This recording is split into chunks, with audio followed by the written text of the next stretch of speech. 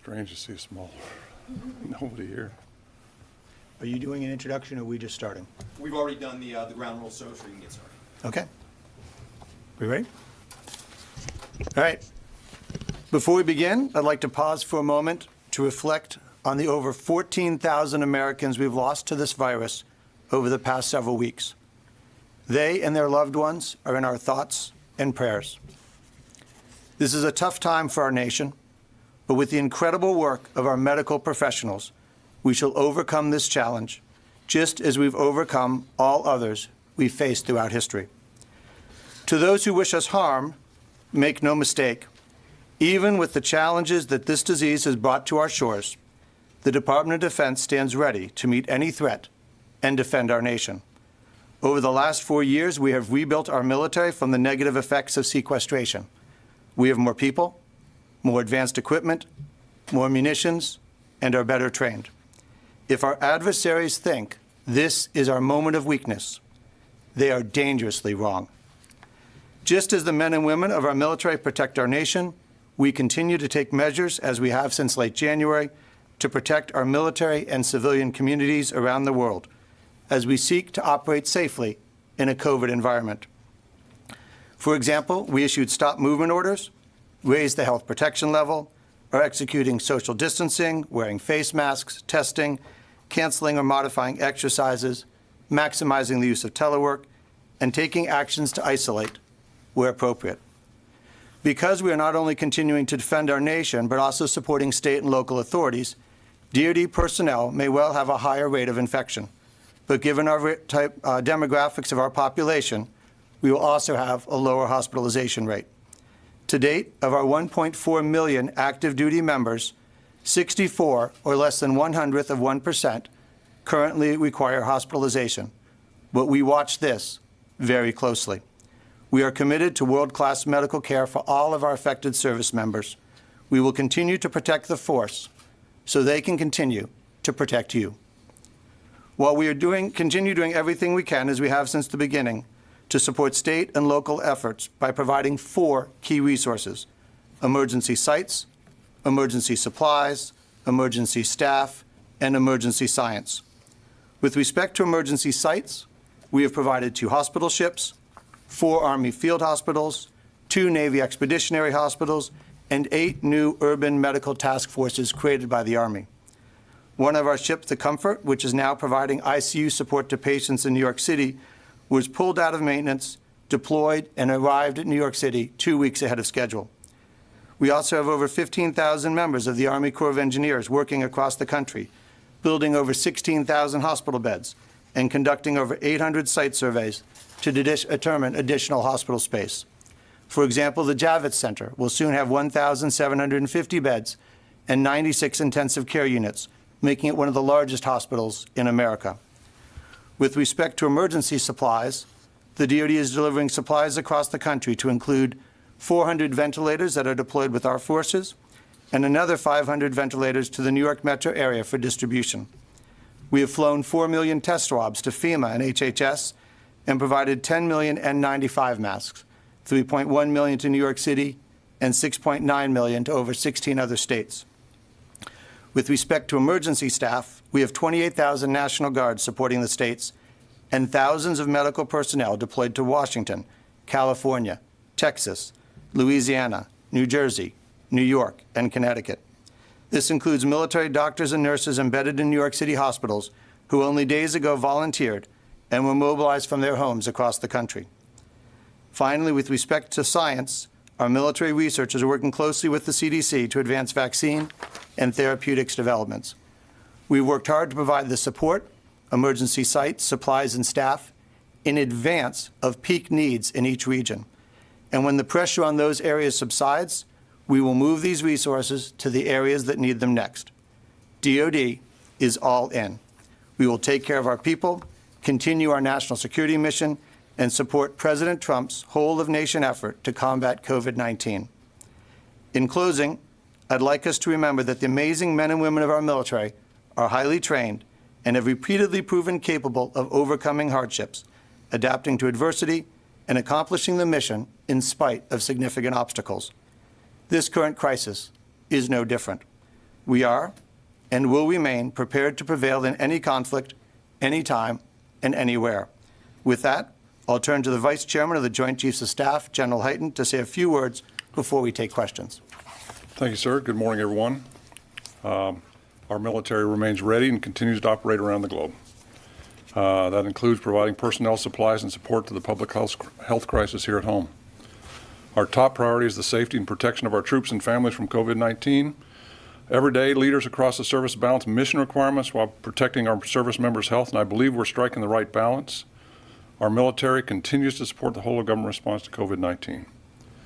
So Secretary Norquist highlighted some amazing numbers, but I'm going to take a different direction. Before I went to sleep last night, my wife and I watched episode 2 of John Krasinski's Some Good News, the SGN network online. And if you haven't seen it, look it up. It's worth your time. There's a lot of good news out there. So I thought I'd share some of the good news from our perspective.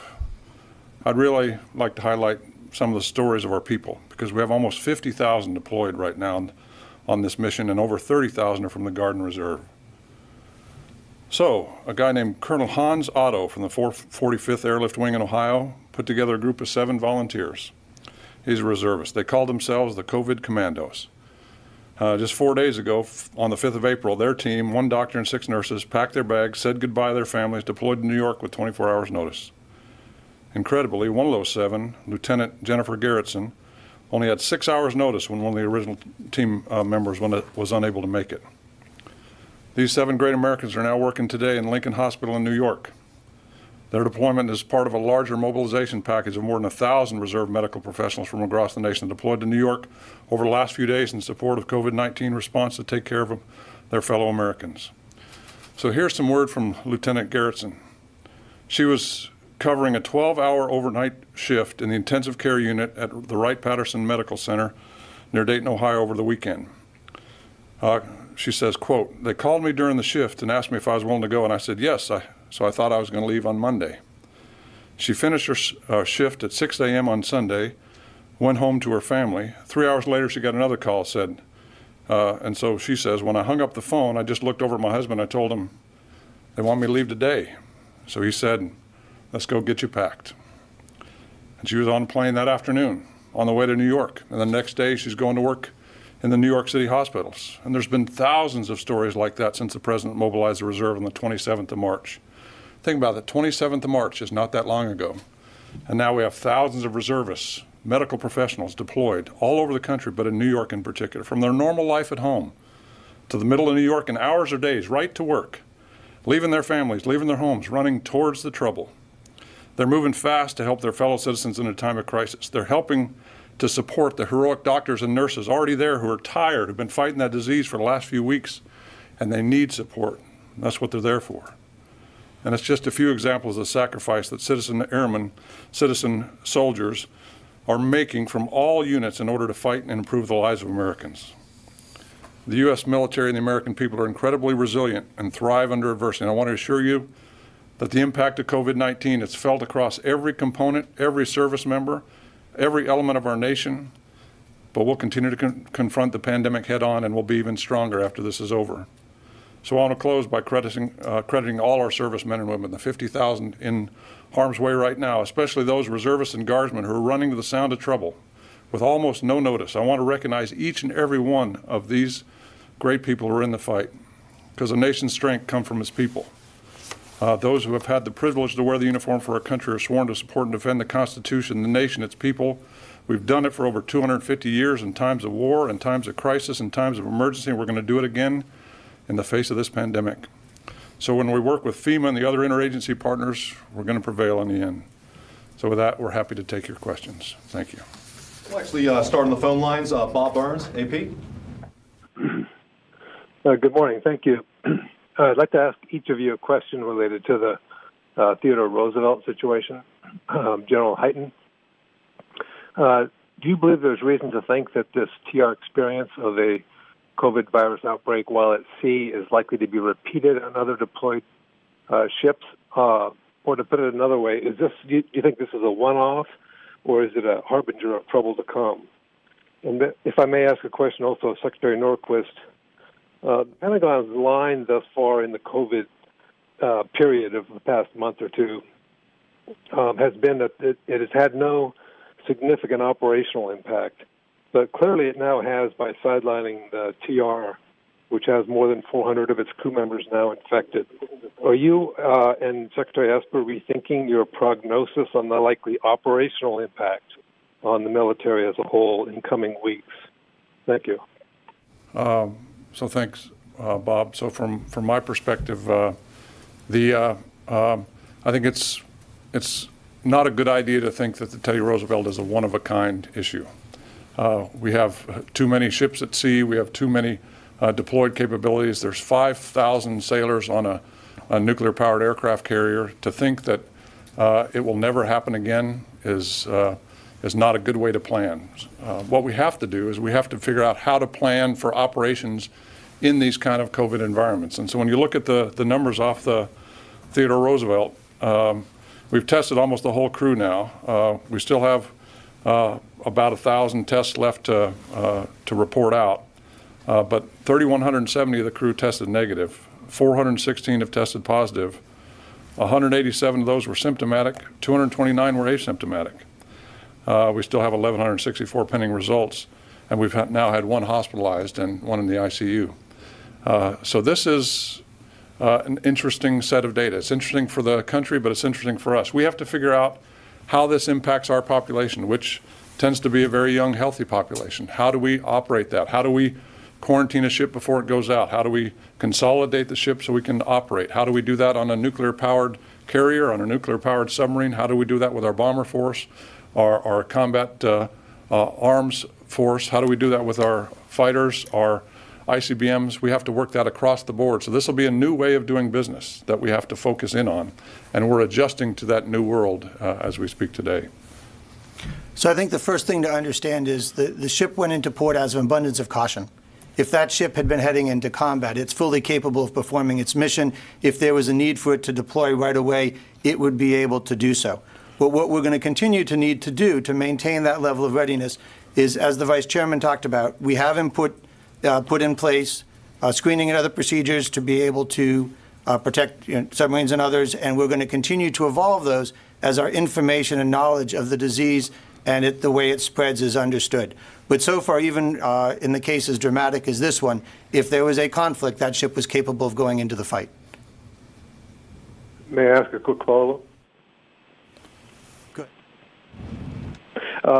Secretary Norquist, on your comments, my question was intended to be a little more broadly whether you're looking at, now that you see what's happened aboard the Theodore Roosevelt, and given the precautions you've already been taking, I'm wondering whether you now see this as in any way sort of compelling you to change the way you look at the way ahead in the coming weeks for the force as a whole in terms of its operational status. We are going to need to change and adapt because even over the coming months, the virus isn't going to get away. We're going to have to be able to operate in a COVID environment, which means how do you train, how do you prepare, how do you deploy? And so as we look at that, there are going to be steps we take, and the services are working through them on, we reduced and canceled some exercises. We start to resume those. How do you do it in a way that you can conduct it safely and effectively? So there will need to be changes. We have adapted in the past. We will continue to adapt in this environment, but we will always make sure that we can provide the forces the nation needs in order to provide for its security. Ryan Brown. Thank you. Question for each of you, if I may. General, there's been a lot of reporting today and yesterday that intelligence about the coronavirus pandemic in China first arrived and was first obtained in November and put into various reports and may have been briefed in the presidential daily brief on January 3rd. Can you say when the first intelligence streams started arriving about this threat? And if I may, to the Deputy Secretary Norquist, sir, you mentioned the Javits Center and the Comfort. Both are largely empty at this point, and military personnel have now been surged into the hospitals themselves. Is that a change in tactic because of the difficulty of working with the local civilian hospitals to kind of go to the point of need directly as opposed to having them come to these facilities? Has that changed your thinking on how you're going to approach this challenge elsewhere?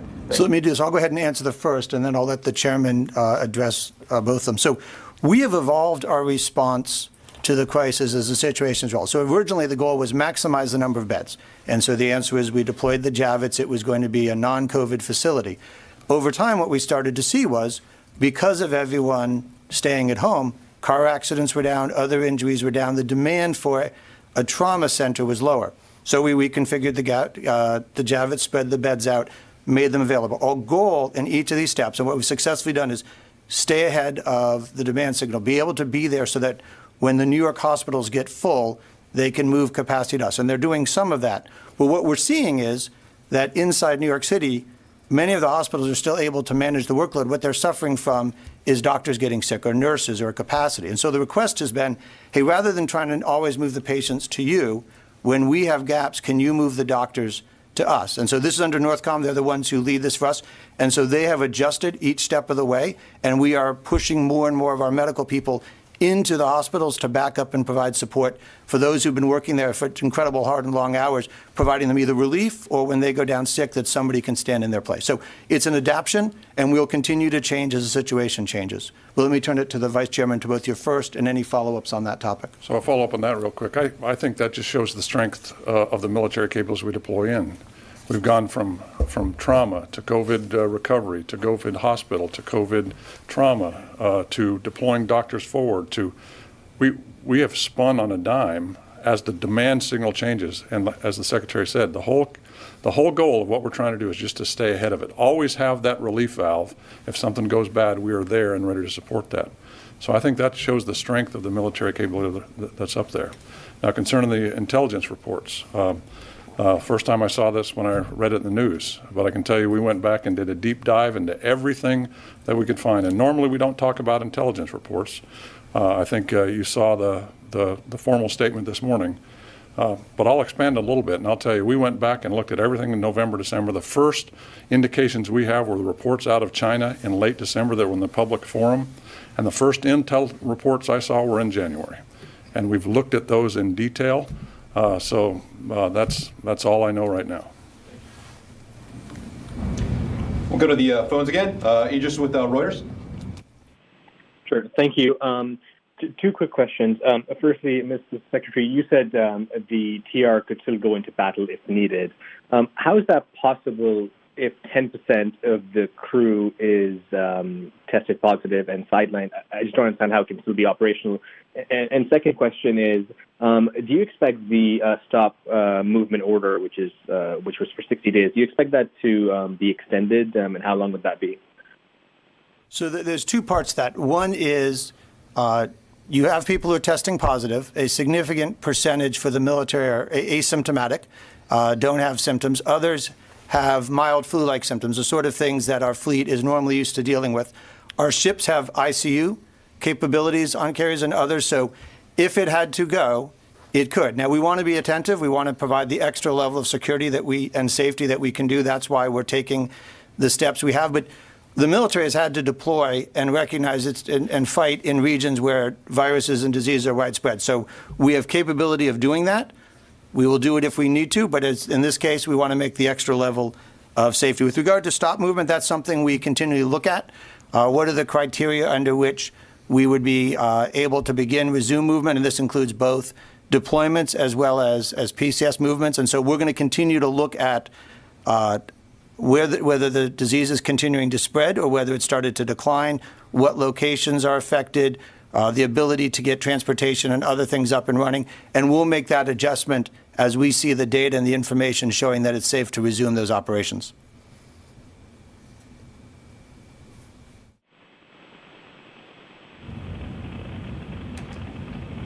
Megan?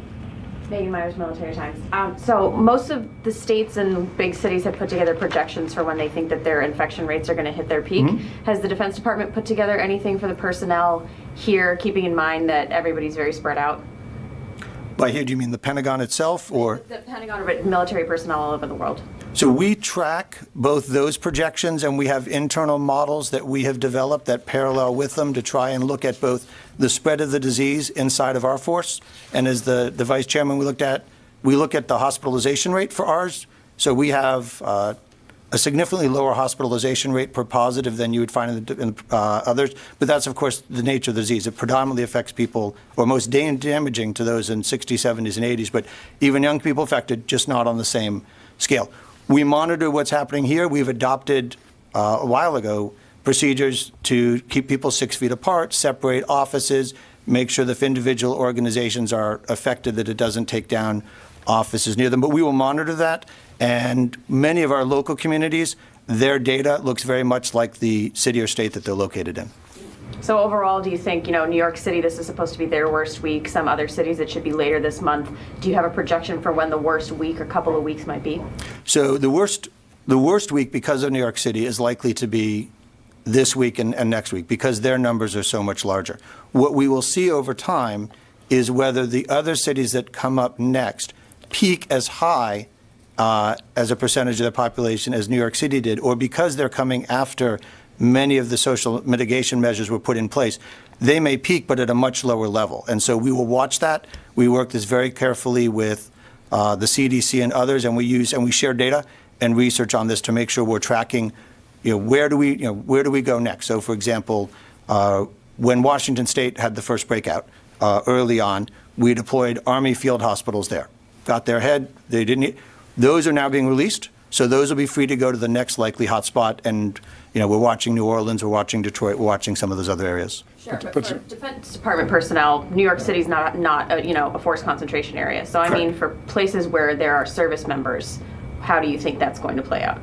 So if I could, just Sure. a couple of things to add in on that issue. So we track the entire department every day, and we get the numbers every day. And the slope on our line looks very different than the slope that you see from the national perspective. Our slope is a very low sloping line, and it's fairly consistent. It has been since the beginning of time. That's because our people are spread out all over the place. What you see is small pockets that pop up in communities where they have issues. So you see the Theodore Roosevelt creates that pocket, and now we have to focus on that pocket.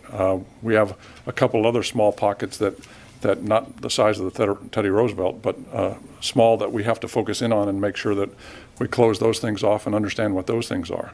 But as in aggregate, the slope is low and it's slow, and we want to make sure we keep it that way. So we have to watch it. So we watch it by state, by location, by aggregate.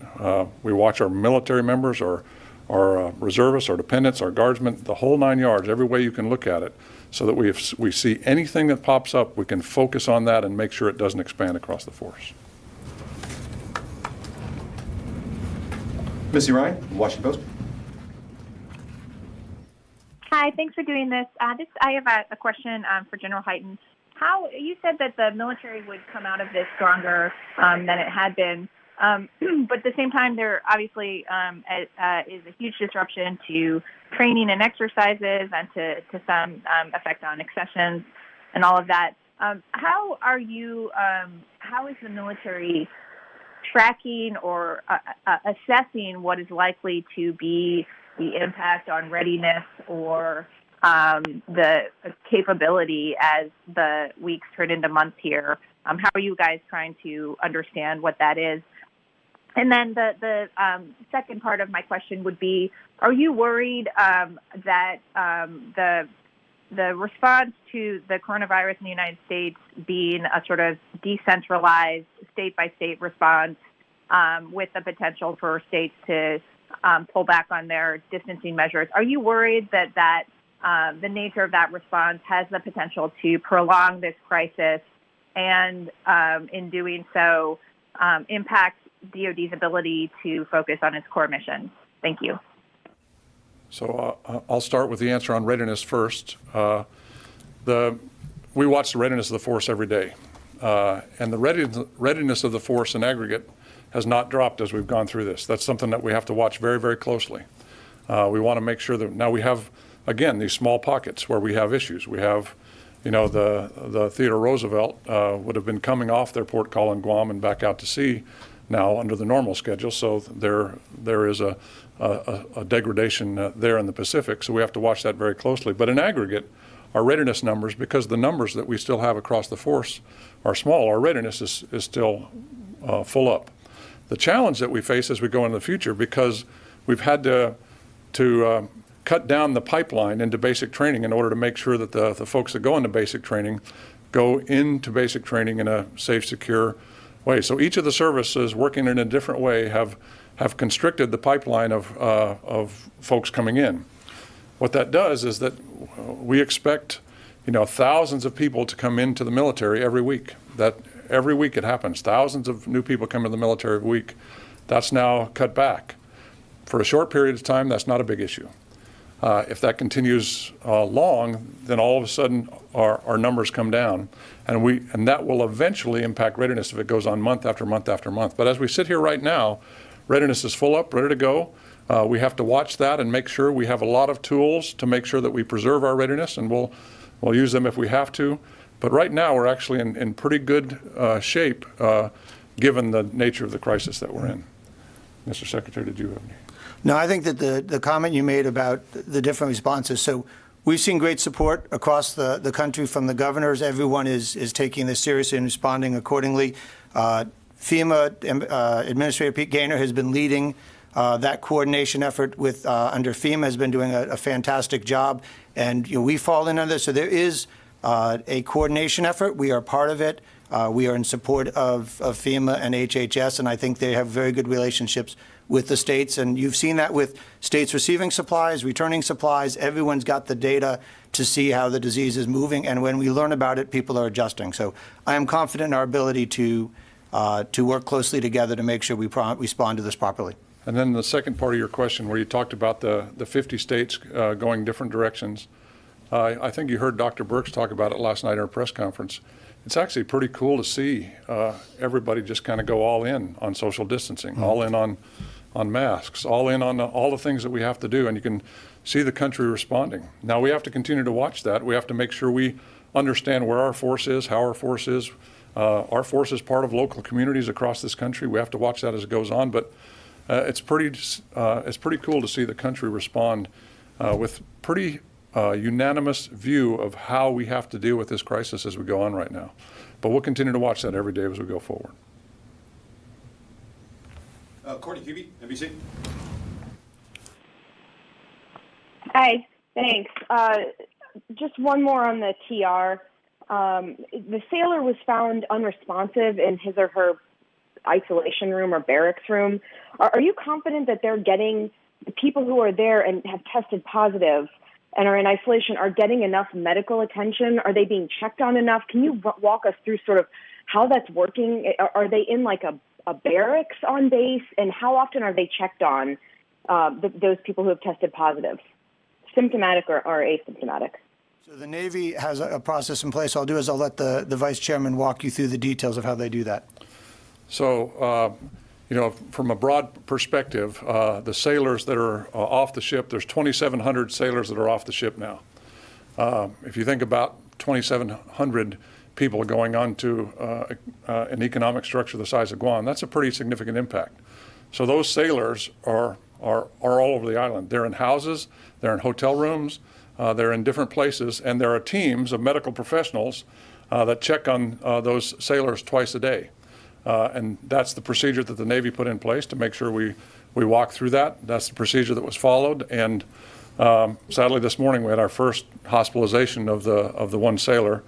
I guess deep down I was hoping that we would never get to the point. I was hoping that the numbers would be zero at the end of this, but that's just not going to be the case with coronavirus. There's always going to be the one or two that come in, even in our demographic, and that happened for the first time this morning. So we're hoping that sailor recovers.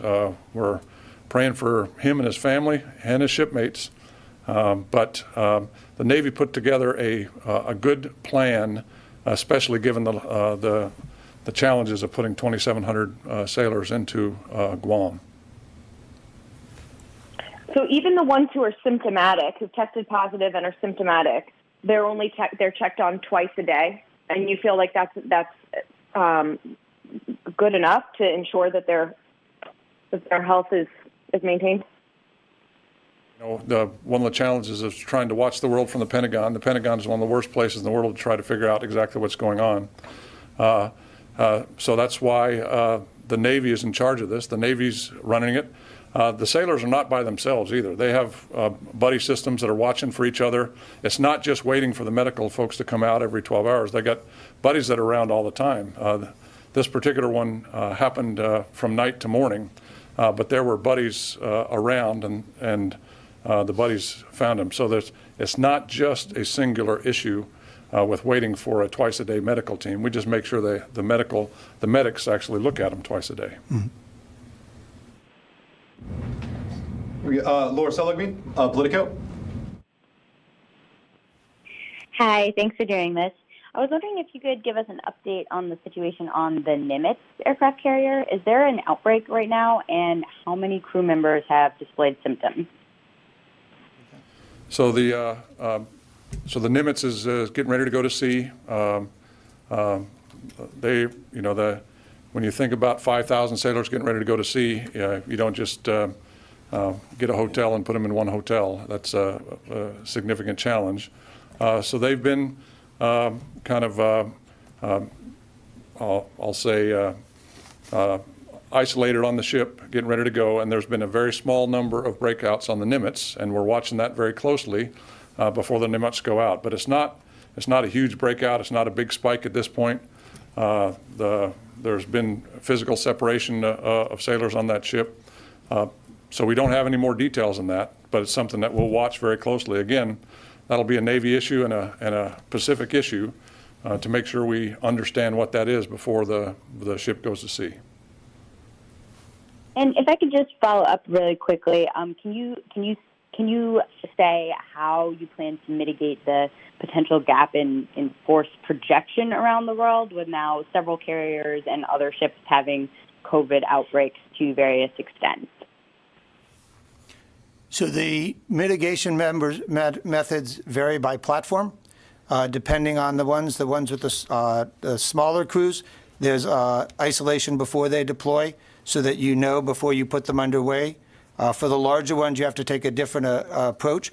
The ones that are more like Army units that are deployed overseas, they have ways of isolating within their organization. So it really varies. I mean, the number when you have two people in a missile tube or a number who are going to get on a plane together, you have a different approach than if you have large numbers of people who are going to be on a single platform like a ship. Let me turn to the Vice Chairman if there's any details he wants to add to that.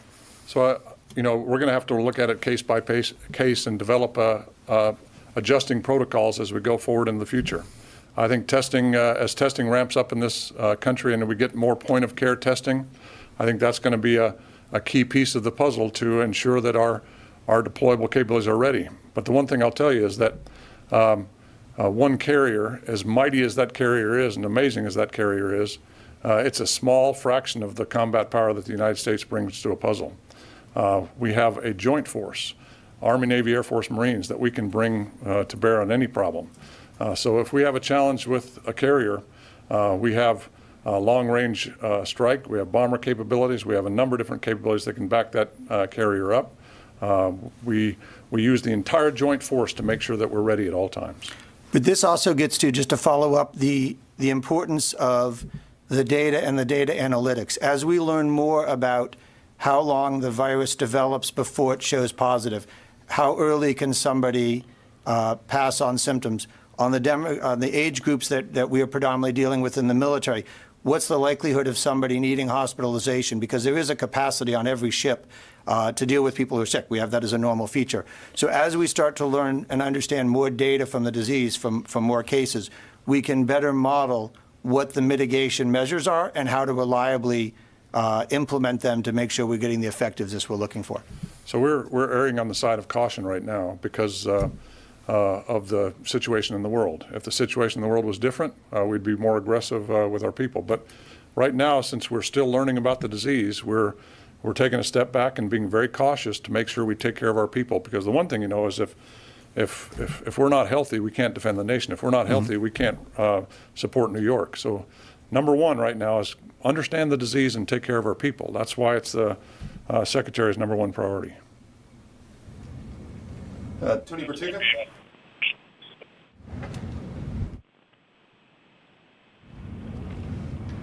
He's not there, okay. Tom Vandenbroek, USA Today. Secretary Norquist, I'd like to ask who approved Secretary Modly's trip to Guam? Did it require a waiver for use of multiple crews and planes? And was that an appropriate use of government resources? Thank you. So as Secretary of the Navy, Tom Modly would have the authority to travel as needed to see the mission. I think we want to be very careful about signaling to people that senior leaders shouldn't be getting out in the field and seeing what's going on. I think that it is very difficult if you are all the time in the Pentagon. So even with the challenges of the COVID virus, we are going to continue to look at ways to make sure that our leadership stays engaged and informed. And during the course of the year, senior leaders need to get out to the field and to understand what's going on and be able to work with the forces there. Vice Chairman, did you want to add on that? Well, I'll just emphasize what I said earlier. If you want to know what's going on in Guam, where I stand right now is about the worst place to try to figure that out. You actually need to understand. You need to talk to the folks in the Pacific. And eyes on is always the best way to figure out what's going on. So you don't want to, you want to make sure you balance, again, mission with taking care of people. But you do need to get out of the Pentagon, that's for sure. Now, Tony, we called on you once before. You may have been on mute. Did you want to follow up with have a question? May I follow up on my question? Which town did you call? Where'd you go? All right, I guess he wasn't on the call. Thought I'd give him a chance. We have this with people on mute periodically on conference calls. Don't think it happened. Tara Cobb, McClatchy. Hi, thanks for doing this. I wanted to get an update on whether the department is going to issue service-wide stop-loss orders as the coronavirus has impacted recruiting and training, whether it will be necessary to maintain force levels. Thank you. I think that would be a last resort. That is something that has significant consequences to the force. There's a lot of other measures we do long before that. Yeah, we absolutely don't want to do that. It is an authority that we have, and if the situation someday in the future would demand that, we would consider it. But as the Secretary said, that is a last resort that we do not want to have to engage. Is it something that has been an option on the table that you've thought about as a, maybe it's a last case scenario, but it's out there as a possibility? Well, the department has a number of authorities that we can invoke depending on the seriousness of it.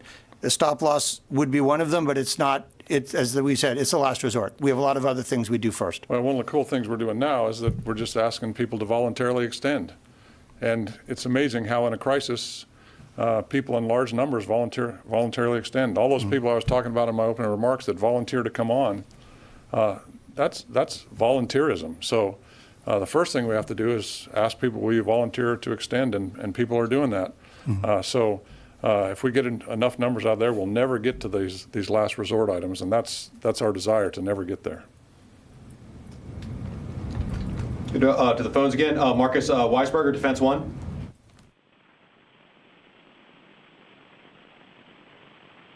Hi, can you hear me? Yes, we can. All right, great. Thank you, and thank you for doing this. Secretary Norquist, there's been a lot of consternation within each of the services budget offices over the past month about having to come into the building amid coronavirus. Number of people have told us that they've had to show up to actually access classified computer networks that they can't access remotely, and this was all being driven by OSD's desire to have accelerated budget timelines this year.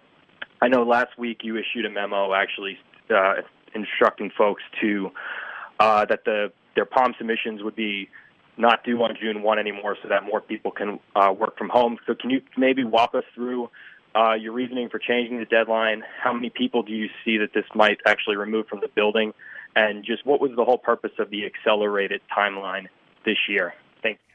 So the original the question you asked about goes back before the coronavirus, which was, in the past, we had program reviews start in June. Over time, we had moved them later and later in the year, which was resulting in the program review incurring on top of the budget review and the secretary and senior leaders not having enough time. So this year, we had adopted the schedule to try and go back to what was the more traditional early approach. The question that came up with the coronavirus was, there was a request by some to simply delay, to keep the same amount of work, but just because people were only able to work at a lower efficiency because of the challenges, keep them working, but just have them working longer. I found that unacceptable. The Secretary had been very clear that we are not going to keep the same processes and just delay. We're going to streamline them. So the point that I made when I was working with the services is we can't do the same thing and keep people here longer over a period of time. We have to get rid of the steps. And so in this case, there's, as you talk about, people have to log in to get to a classified database. All of that is a data that's normally submitted in June, redone, and then resubmitted in the fall. My point of view is we're going to streamline this. We're going to take out that data submission. We're going to just focus on a review on the high issues. We already built the program last year. That will be the baseline.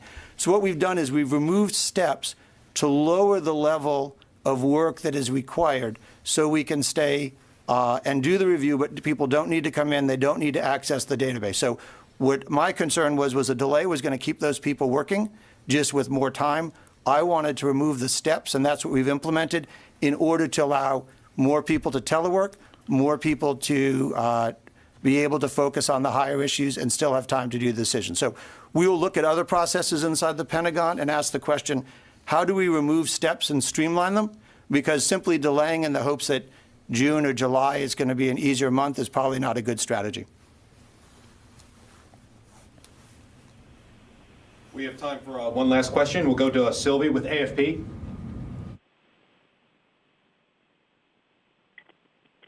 Hello, do you hear me? Okay. Do you hear me? Yeah.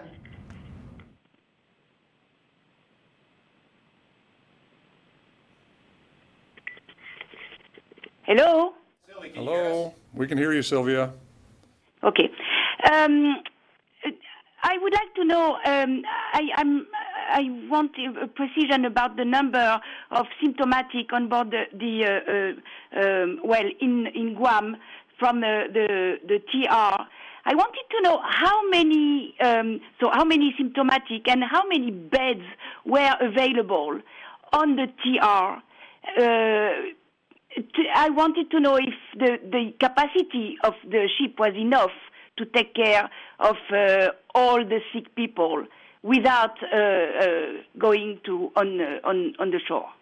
So let me do this. I'll address some of the questions about the symptomatic and asymptomatic, and I'll let the Vice Chairman address the bed capacity. The first caution I would give is we have seen, as the testing has moved through the ships, significant variation in the ratio of symptomatic to asymptomatic. So a few days ago, there was 2 people who tested positive and showed symptoms, and then for every 1 person that tested positive and didn't, that is actually trended closer to 1 for 1, but you have to wait and see whether those asymptomatic people several days later end up developing symptoms. And so I'd be very cautious into reading into an asymptomatic case what that means about the number of silent carriers. But we continue to track that very closely, and we will watch as that goes forward to make sure we have it right. Vice Chairman, do you want to talk about the beds? So, you're asking an airman who's been on a carrier, I think, 3 times in my entire life. But I can tell you the way the carrier is configured is that you have a few staterooms for officers, and everybody else shares quarters. There's certainly quarters for the 5,000 sailors that live on it, but the enlisted sailors, especially the young ones for the most part, would be in a room, half this size, 30 by 30, and there may be a couple dozen sailors in that room. That's fine for a healthy group of people, but if you have a infectious disease, you don't want to have them in there. That's why the goal was to get them off the ship as fast as we can. So as soon as we heard there was a problem on that ship, we started working with the governor of Guam to get hotel rooms, places to put, and the governor was fantastic to figure out how to work that.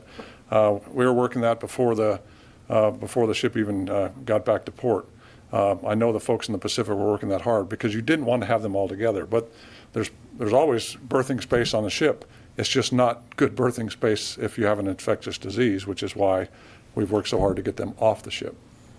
So now you can't empty the ship because you do have a nuclear reactor on the ship. You do have an entire carrier air wing with all the weapons it brings on the ship. So there's going to be roughly 1,000 sailors left on that ship to make sure we have security at any one time.